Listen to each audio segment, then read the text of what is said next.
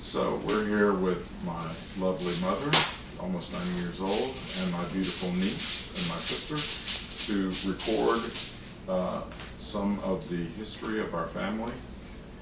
And so we'll start. Nanny, what do you remember of the days when Reba was first born? Like where we lived and any stories you have of when she was young? Well, at that time, I think was when your dad was pastor, and they had a cafeteria style food, and that would bring that home, and we would have that to eat. And then one night, because David was a small child, and for some reason he wanted to be near his daddy and me, and so unbeknown to us, in the dark, he crept in and lay down in the floor beside the bed. And so in the night, in the darkness, I got up from the bed and didn't know he was there, so I tripped over him and hurt my back on the iron bedstead. And so I had to be in bed for a month while I had chiropractic treatments. And in the meantime, it was summer, and since she was a baby, I would nurse her and change her, and then give her to John, and he would take her and play with her. And then he also had to take care of his grandmother and cook food for her, and that was when he began to be a chef, because he would have to fix food for his siblings as well, since I was not able. And so that was the situation, and he learned to cook from then on and became more and more proficient in it. And so we just, so that was the summer. I went to the chiropractor regularly, and they took me all a month to straighten out my back and get it back in condition so that I could have a normal life again with it. And so that was a lot of good came out of that trauma. So I'm thankful for that. Mm-hmm.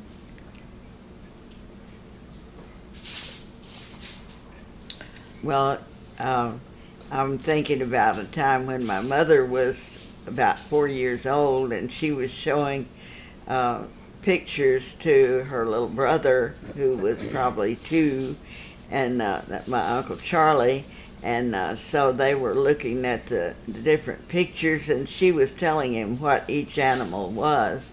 And so there was one page that they turned, and she didn't know what that was, so she tried to hurriedly go on to something else, but he wouldn't have it.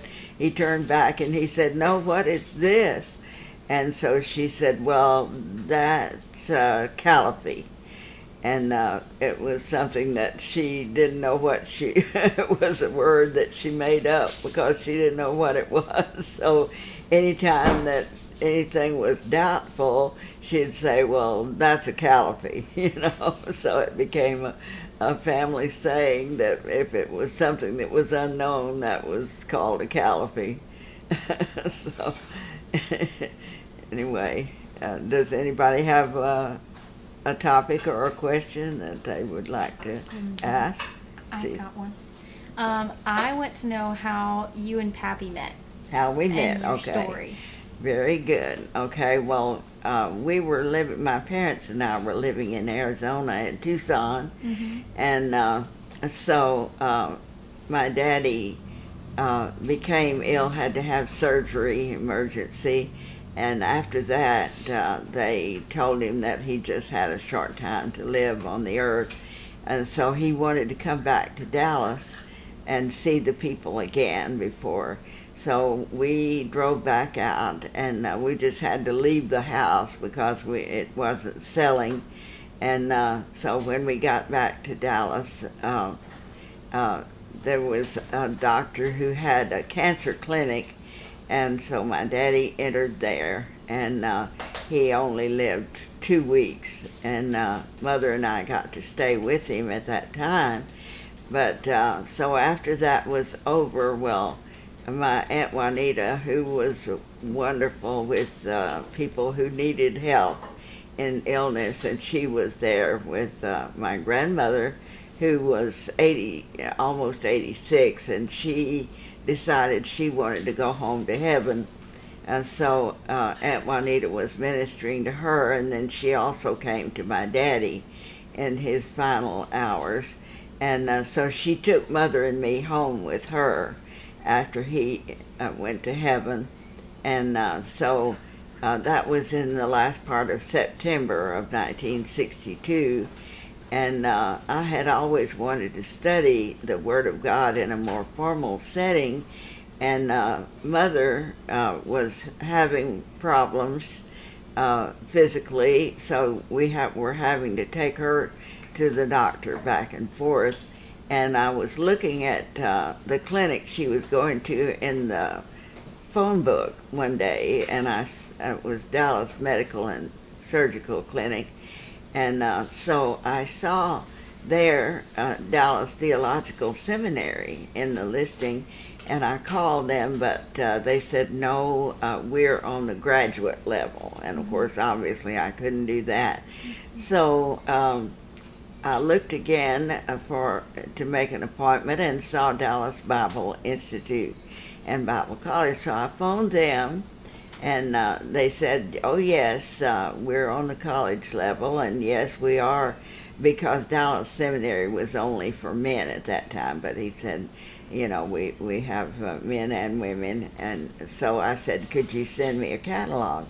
And they were glad to do so. And when it came in the mail that day, Dr. Roper, who had performed my memorial service for my daddy, came to visit Mother and me that day.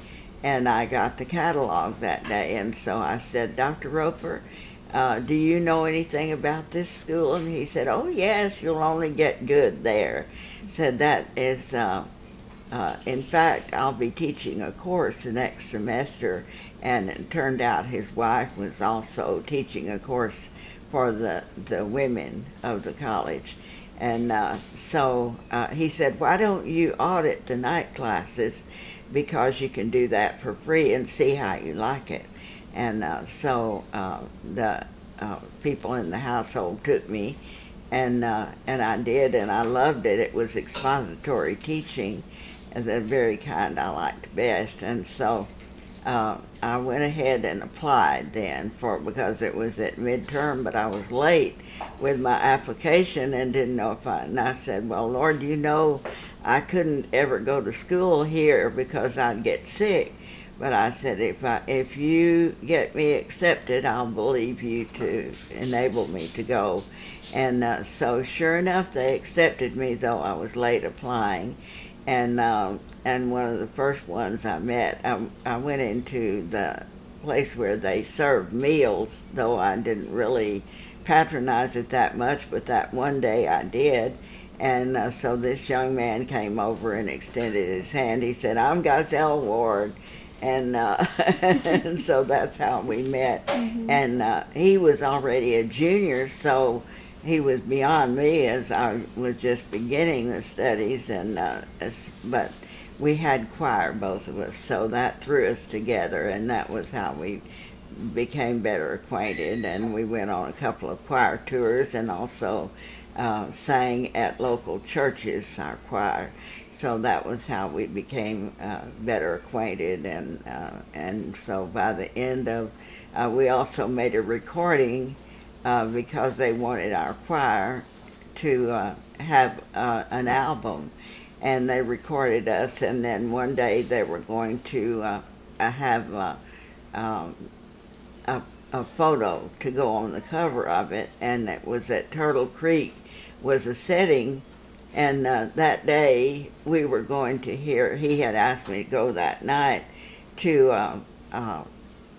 a minister that we liked, Brother Lester Roloff, and he was preaching. So we went first and recorded or photographed the picture at the Turtle Creek beautiful setting, and then we came back. And so he brought me back so I could prepare to go to service that night. And we were standing in the driveway, and we were talking, and he said, will you marry me, you know? And it was during the week when it would be final exam week. Wow. He said, don't think about answering right now, just pray about it, and then when you feel you have an answer, let me know, you know. So I guess it was about Thursday. He couldn't take it any longer, and he said, have you an answer yet, you know?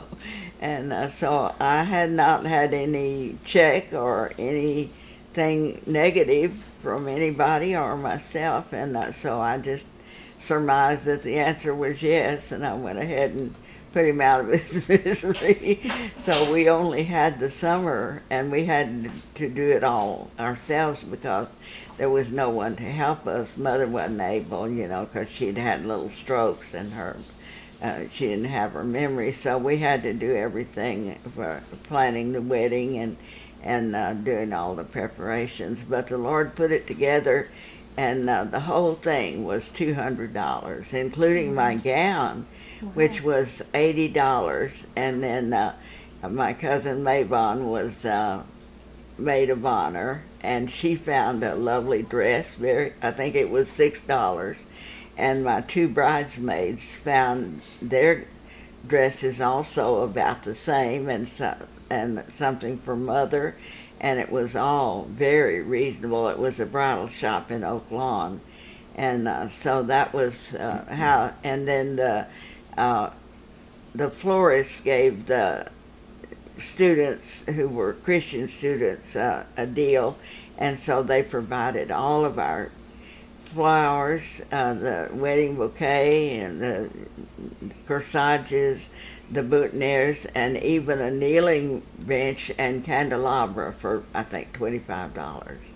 And then we were able to also get crystal plates and cups for the reception, very reasonable, and the printers gave us a break also, and we got 200 invitations, I think, for $25.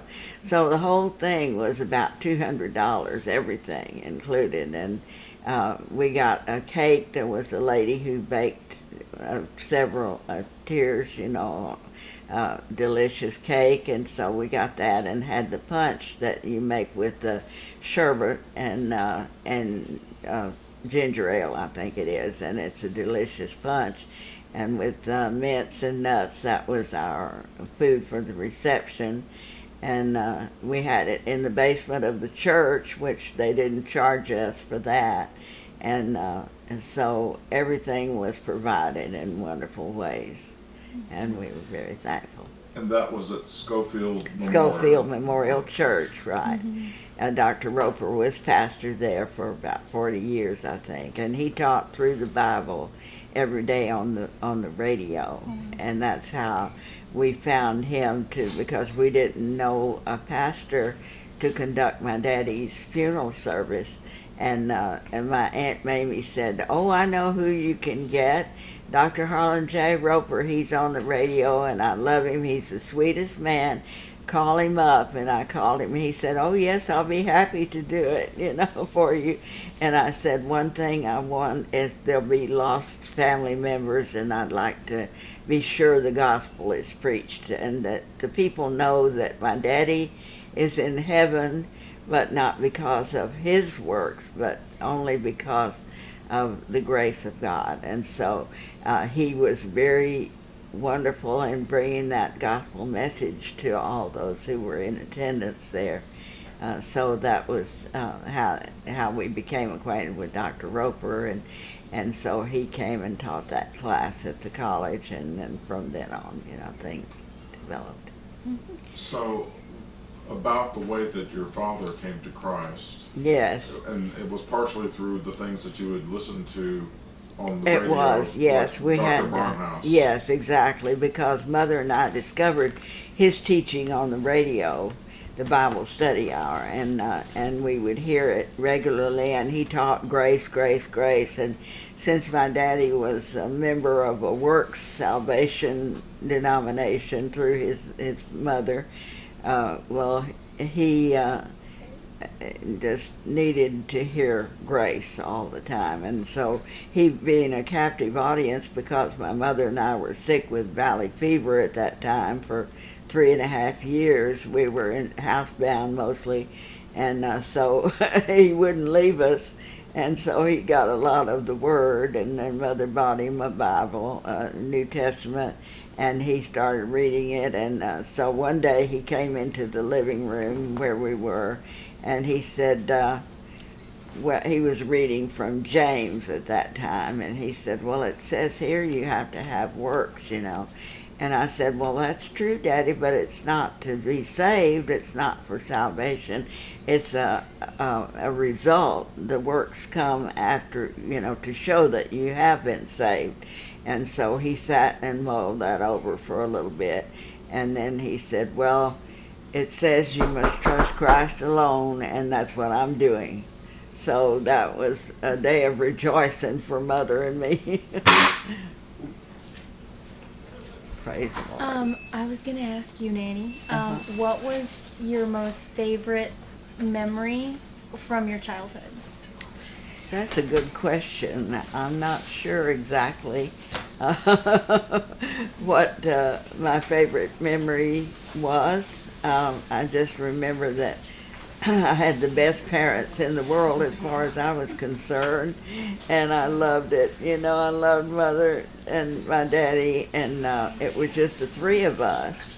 So all of my memories were great during that time, you know, and it just it was an amazing family, and everything that we did I loved, and they devoted their time, you know, to me at home, and so my daddy, I was his little sugar plum. That's what he called me. Do you think you would have married What? if your daddy had not passed? If your daddy had I lived don't on? know. He said the day that she marries would be the day that I die. Oh, wow. But the Lord did not require him to give me away, because he left before I met Gazelle, my husband. And so that was the mercy of God. And the one who did give me away was one of his second cousins, who was about his age, height, build, and so he was. And since I couldn't choose between my 4 uncles as who would give me away, since Daddy wasn't there, well, I thought, well, maybe his cousin would be the one, and so he was. Claude Brewer is his name. And so he gave me away, and that didn't hurt any of my uncle's feelings. And we have to pick one and leave the So I others was out. happy with all of that. Yeah. So, after y'all were married, you went and pastored a little sort of mission church. Yes, So yes. Tell about that. Yes, it was just basically one big room, and it was in a poor section of town, and there was actually a house that was vacant next to it, so we decided to rent that so we'd be near the church. And that was a benefit, because there were a family just down the block that needed oversight, because the mother had died and left the 4 children. And so the father, I don't know, I think he was at work all the time, and so they were alone there, and they would come down and we'd have them overnight or whenever they needed to be, have oversight and love, you know, and they were a joy, especially a little girl that was named Claudie, and she was like 12 years old. And she was sweet and very enthusiastic.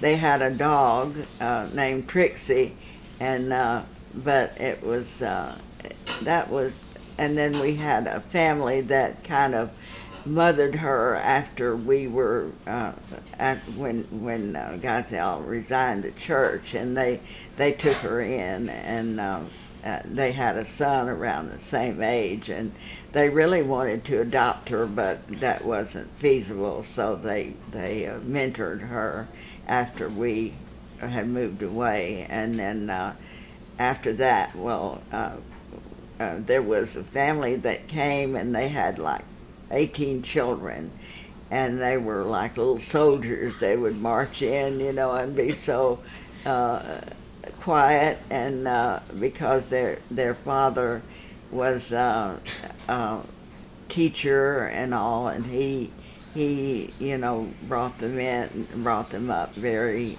well behaved, and the mother was then reaching age that she wouldn't have any more, and so when she saw John, she wanted to hold him. She said, "I miss a baby so much," and they were a sweet family. So then when after that was over, that ministry, then we went back to school. Gazelle decided that he would go back and finish his course, which he did. And so John was born before he finished, and the first time that on the graduation night, he laughed out loud during the service for the first time. And in the meantime, his mother and sister, that is, my sister-in-law and mother-in-law, had come to attend that service as well, and my sister-in-law's two little children came also. They came out from Alabama to attend the service with graduation service. So that Claudette?